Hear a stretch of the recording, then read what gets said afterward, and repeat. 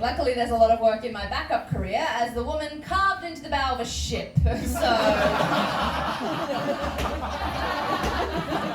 it's going very well. I got a lot done in lockdown. I watched The Office. I watched The American Office for the first time. I do think it is my favourite show about bullying an autistic man in the workplace. It might be the villain. And then I came out of lockdown and realised that I had forgotten how to make eye contact with others, which is not a skill one usually has to be taught. So I booked a session in with a psychiatrist. I got assessed for autism, and he diagnosed me immediately. Too quick, I'd say. He was like, how'd you go making friends in school? And I was like, he's like, autism.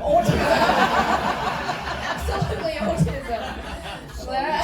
Like, once you start sort of reading the criteria and doing those questionnaires and stuff, you sort of start applying it to a lot of stuff in your life. Like, my parents had to bribe me to play team sports with cinnamon donuts, like a cartoon policeman.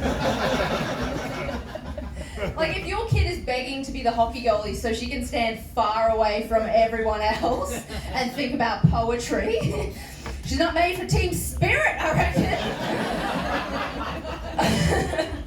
Like, I was in primary school and I was doing a project on Steve Irwin. And in the middle of me doing the project on Steve Irwin dies. And I was really upset. I was really upset, you guys, because I had to change the tense in my project. From is to was.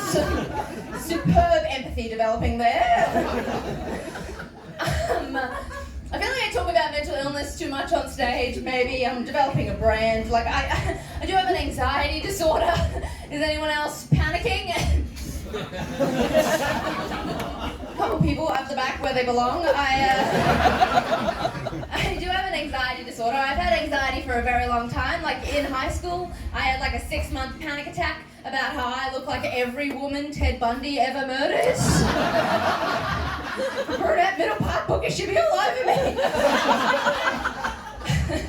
Like, my ex-boyfriend and I, we were having sex a while ago, and at one point he was like, "Your pussy's so tight." And I was like, "Yeah, I'm stressed." Never been relaxed. Never made me come. Anyway,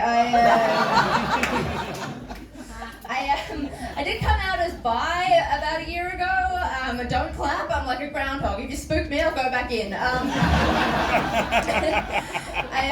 came out at a family event where everyone was already crying. I was like, while we're here, I've had my tongue in a vagina.